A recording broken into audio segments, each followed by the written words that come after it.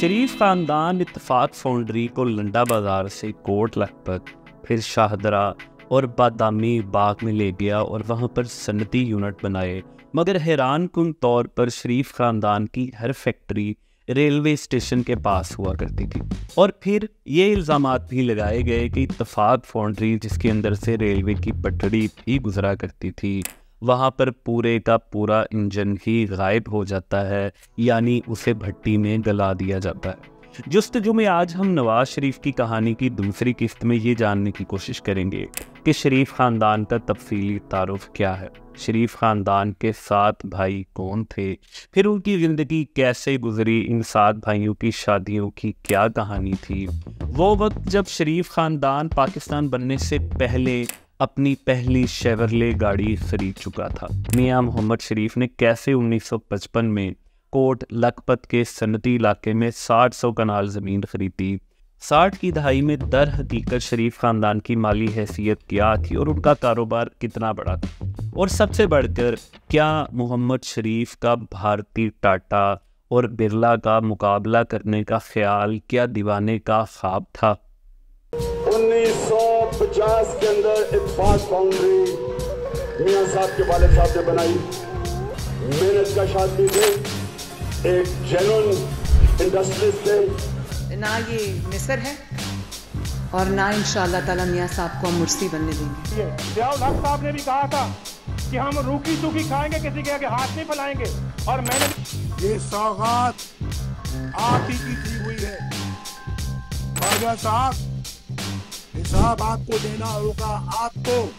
General Faiz, ये सब कुछ आपके हाथों से हुआ है।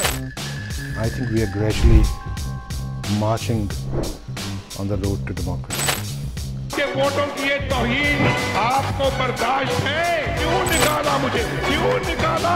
ये कोई करप्शन का धब्बा नहीं है, ये गिरेबान साफ है, ये आसीने साफ है। कोई मुझे समझाए, निकाला मुझे, क्यों निकाला?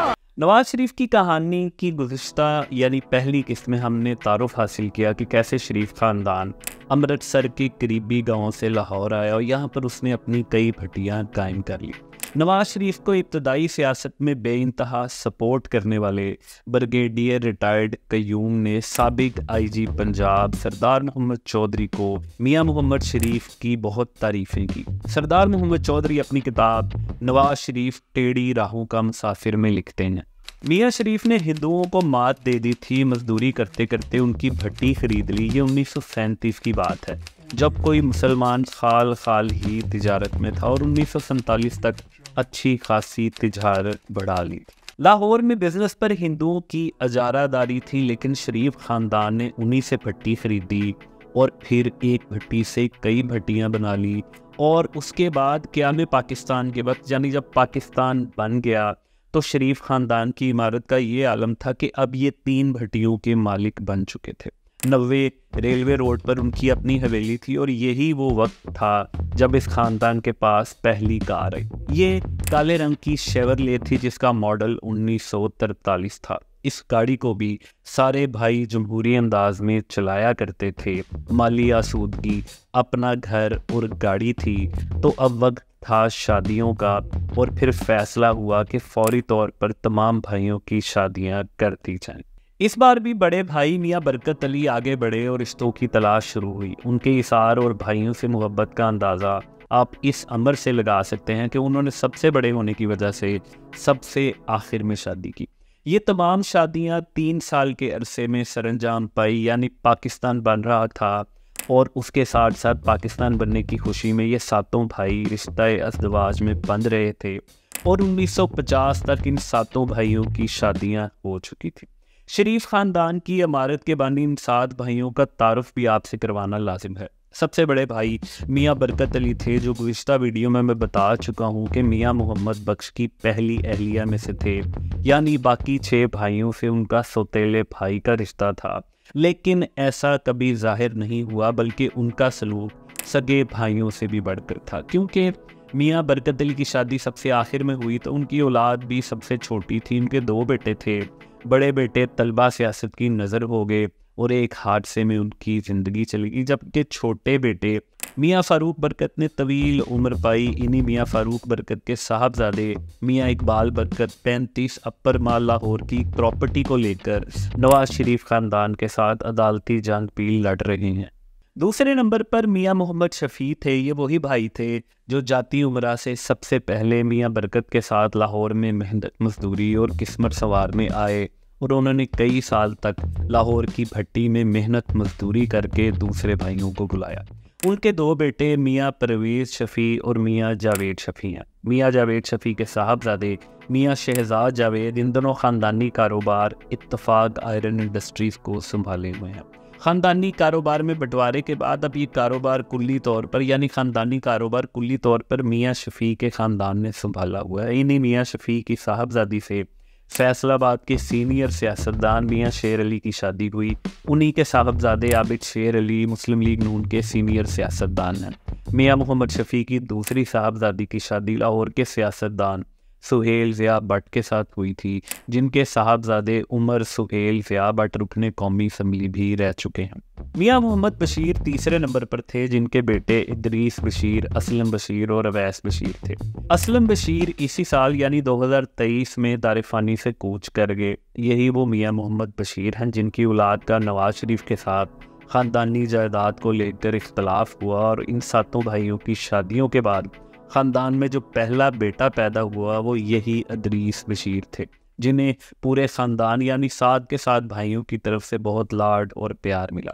میاں محمد شریف نے انہیں خاص طور پر پریولیج سٹیٹس دیتے ہوئے اپنے پیار کا اظہار کرتے ہوئے سیکریٹریٹ کے قریب جان میک ڈونلڈ اسکول میں داخل کروایا تھا. جب 90 کی دہائی میں میاں محمد بشیر اور میاں محمد شریف کے درمیان جائیداد کے بٹوارے پر اختلاف ہوا تو اسلم بشیر نے جماعت اسلامی سے قربت کی وجہ سے امیر جماعت اسلامی قاضی حسین احمد کو صلح کروانے کے لیے ثالث بھی بنایا تھا, مگر اس کا کوئی خاطر خواہ نتیجہ نہیں نکل سکا تھا اور پھر یہ معاملہ عدالت تک گیا تھا. میاں محمد شریف چوتھے نمبر پر تھے. ان کے 3 بیٹے نواز شریف, شہباز شریف اور عباس شریف, جبکہ ایک بیٹی پیدا ہوئی.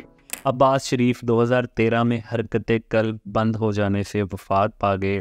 وہ 1993 میں رکن قومی اسمبلی بھی بنے تھے, مگر انہیں سیاست میں کوئی خاص دلچسپی نہ تھی اور خاندانی کاروبار کو دیکھتے رہے. تبلیغی جماعت کے ساتھ وابستہ رہے. میاں نواز شریف کے صاحبزادوں نے حصہ ملتے ہی وہ تمام کاروبار بیچ دیا تھا اور اب وہ برطانیہ میں پراپرٹی کا بزنس کرتے ہیں.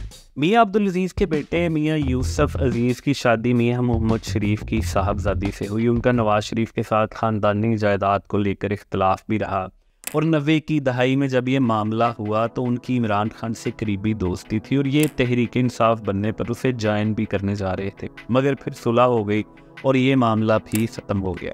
میاں یوسف عزیز کے صاحبزادے کی شادی میاں شہباز شریف کی صاحبزادی سے ہوئی ہے. میاں معراج الدین کے بیٹے میاں الیاس معراج ہیں. یہ حسین وکاس شوگر مل کے مالک ہیں. میاں معراج الدین کی صاحبزادی سے میاں شہباز شریف کی شادی ہوئی. 2010 میں میاں معراج الدین کی وفات ہوئی اور یہ 7 بھائیوں میں سب سے طویل العمر تھے. سب سے چھوٹے بھائی میاں سراج الدین کو پہلوانی کا شوق تھا. یہ جوانی میں ہی وفات پا گئے. ان کے بیٹے خالد سراج, فرقان سراج اور یحییٰ سراج ہیں. جب میاں محمد شریف نے ماڈل ٹاؤن میں جگہ خرید کر 7 گھر 60 تعمیر کیے تو انہی میاں سراج الدین کو سب سے درمیان والا گھر دیا گیا تھا. یہ اپنے سارے بھائیوں کے لاڈلے تھے. جب ذوالفقار علی بھٹو نے شریف خاندان کی فیکٹری کو نیشنلائز کیا تو یہی میاں سراج تھے جن کے اردو بازار میں برف خانے کی بلڈنگ میں میاں محمد شریف نے دوبارہ دفتر بنایا اور وہاں سے کاروبار کا آغاز کیا. 90 ریلوے روڈ کی حویلی میں دلہنیں آنے کے بعد جلد ہی بچوں کی گلکاریاں بھی گونجنے لگی. پہلے ادریس, پھر 2 سال بعد نواز شریف 1949 میں پیدا ہوئے, پھر جاوید, فاروق اور یوسف پیدا ہوئے. ان سب کی عمروں میں 1-2 سال کا ہی فرق ہے. میاں ادریس پہلے بچے تھے اس لیے انہیں انگریزی اسکول میں داخل کروایا گیا. نواز شریف کو سینٹ اینتھنی میں داخلہ ملا, جبکہ باقی تمام بچوں کو ریلوے اسٹیشن کے قریب پاکستان ویسٹ ریج ریلوے اسکول میں داخل کروا دیا گیا. ویسے بھی ان بچوں کو اسکول میں داخل کروانے کا مقصد سرکاری ملازمت یا اعلیٰ عہدہ حاصل کرنا بالکل بھی نہیں تھا. بس یہی مقصد تھا کہ یہ بچے اتنا پڑھ لکھ جائیں کہ کاروبار کو سنبھال سکیں, اور شاید ان بچوں نے بھی اس بات کو بچپن سے گرہ باندھ لیا, اس لیے کسی نے بھی اسکول اور کالج میں غیر معمولی کارکردگی کا مظاہرہ کرنے کی زحمت بھی نہیں کی، سوائے نواز شریف کے، جن کا میرٹ اتنا بن گیا کہ انہیں گورنمنٹ کالج لاہور میں داخلہ مل گیا اور وہ ایک ہونہار طالب علم تھے۔ تحریک پاکستان جاری رہی تو شریف خاندان کا اس سے بھی کوئی تعلق نہیں تھا، یہ کاروباری خاندان تھا اور انہیں صرف اپنے کاروبار سے مطلب تھا۔ پاکستان بنا تو لاہور میں رہنے والے شریف خاندان کے لیے کوئی پریشانی نہیں ہوئی۔ تاریخ میں کہیں پر بھی ایسا حوالہ نہیں ملتا کہ شریف خاندان نے تحریک پاکستان میں کوئی کردار ادا کیا ہو، مگر پاکستان بننے کے بعد اس کی دولت میں بے تحاشا اضافہ ضرور ہونا شروع ہوا۔ شاید اس کی وجہ یہ ہو کہ قیام پاکستان کے بعد ہندو جو تھے وہ انڈیا چلے اور پھر لاہور میں مسلمانوں کو بزنس کرنے کے مواقع ملے، اور شریف خاندان تو لاہور میں پہلے ہی ایک کامیاب بزنس کرتے تھے۔ میاں شریف نے 1955 میں کوٹ لکھپت کے صنعتی علاقے میں 700 کنال اراضی مبلغ 10 لاکھ روپے میں خریدی اور وہاں پر اتفاق فاؤنڈری کو منتقل کر دیا۔ اس کا افتتاح سعودی عرب کے شاہی خاندان سے کروایا گیا۔ یہ پروجیکٹ کامیاب ہوا اور 1960 میں شریف خاندان کے بزنس میں مزید توسیع کی گئی۔ زرعی آلات، سڑکوں کے رولر اور مختلف اقسام کی مشینری بننے لگی۔ اس کاروبار میں لوہا منوانے کے بعد جنرل ایوب خان کے مارشل میں ہی شریف خاندان نے لاہور کے قریب جرنیلی سڑک پر اتفاق ٹیکسٹائل مل قائم کی۔ یہ فیکٹری 12,000 کلو کی گنجائش کے ساتھ پاکستان کی بڑی ٹیکسٹائل ملز میں سے ایک تھی۔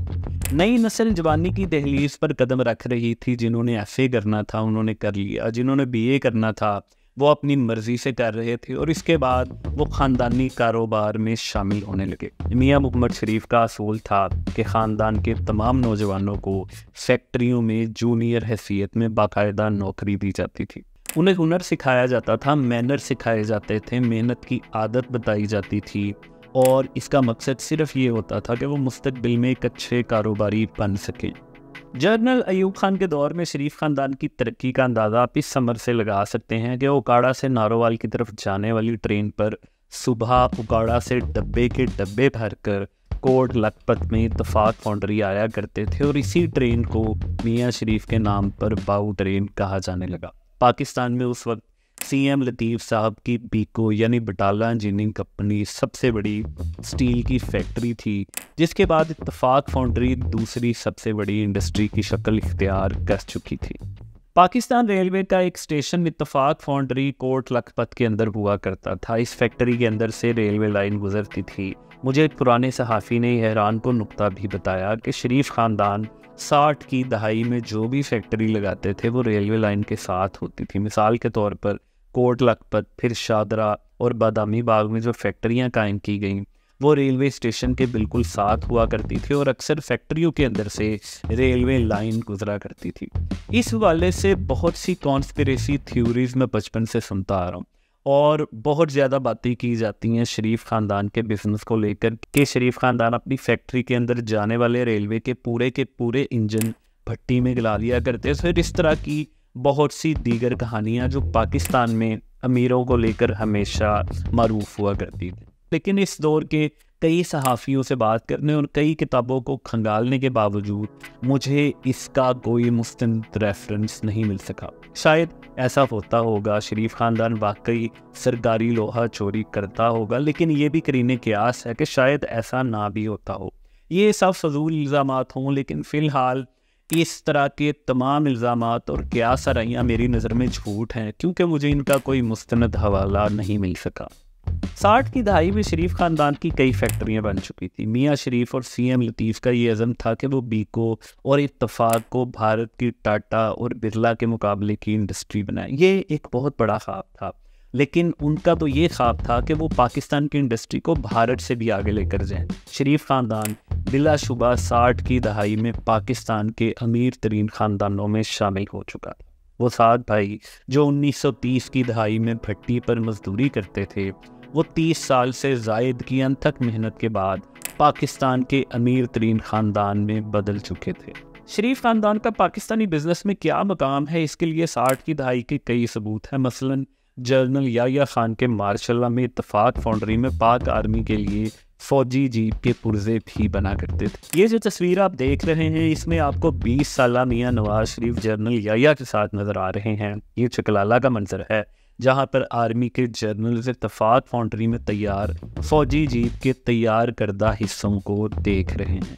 اسی طرح اسکرین پر آپ کو جو تصویر نظر آ رہی ہے، اس میں آپ مغربی پاکستان کے گورنر نواب امیر محمد کالا باغ کو دیکھ رہے ہیں۔ وہ مغربی پاکستان کے گورنر تھے، یعنی مغربی پاکستان اس دور کا پورے پاکستان کے مالک تھے وہ، کیونکہ پاکستان پر مارشل لا تھا، اور پاکستان کے جابر اور سخت ترین حکمران تھے جنہیں بعد میں مبینہ طور پر ان کی اپنی اولاد نے قتل کر دیا تھا۔ اس پر ہم نے جستجو پر ایک بہت اسپیشل ویڈیو بنائی ہے جو آپ اس لنک پر دیکھ سکتے ہیں۔ یہ اس وقت کی تصویر ہے جب اتفاق فاؤنڈری میں سرکاری آرڈر پر گندم چھاننے کی مشینیں بنائی گئی تھی اور نواب آف کالا باغ اتفاق فاؤنڈری میں اس کا معائنہ کرنے اور جائزہ کرنے آئے تھے۔ اس موقع پر میاں شریف اور ان کے بھائی بھی تصویر میں دیکھے جا سکتے ہیں۔ اب آپ سکرین پر جو تصویر دیکھ رہے ہیں یہ 1970 کی ہے، جب اتفاق فاؤنڈری کا ایک نیا صنعتی یونٹ بنا تو اس کا افتتاح چینی سفیر سے کروایا گیا۔ اس دورے میں چینی اعلیٰ حکام بھی نظر آ رہے ہیں۔ 7 خاندانوں پر مشتمل اس کاروباری خاندان کے اس وقت تک سٹیل، ٹیکسٹائل، شوگر اور انجینئرنگ کے 16 صنعتی یونٹ قائم ہو چکے ہیں، مگر آپ اس شریف خاندان پر ایک بہت بڑا امتحان آنے والا تھا۔ نواز شریف کی کہانی کی تیسری ایپیسوڈ میں ہم آپ کو بتائیں گے کہ کیسے یہ شریف خاندان سڑک پر آ گیا، راتوں رات اتفاق فاؤنڈری پر شب خون مارا گیا اور اگلے روز معلوم ہوا کہ اس پر حکومت کا قبضہ ہو چکا ہے۔ وہ وقت جب میاں محمد شریف رکشے پر اتفاق فاؤنڈری کے سرکاری مینیجنگ ڈائریکٹر سے مدد لینے گئے اور انہیں اللہ رسول علی اور پنجتن پاک کے واسطے دیتے ہوئے ان کی آنکھیں بھر آ گئیں۔ میاں محمد شریف نے کیسے پھر صرف 2 سال کے عرصے میں اپنا کاروبار دوبارہ کھڑا کر لیا۔ آگے شریف خاندان کی کہانی کئی سال تک تنے تنہا میاں محمد شریف کے گرد گھومتی ہے، تو اگلی ایپیسوڈ میں ہم میاں محمد شریف کی زندگی کے کئی گوشے آپ کے سامنے رکھیں گے۔ اگر آپ کو جستجو کی یہ ویڈیو پسند آئی ہے تو اب یہاں کلک کر کے ہماری اگلی ویڈیو دیکھ سکتے ہیں۔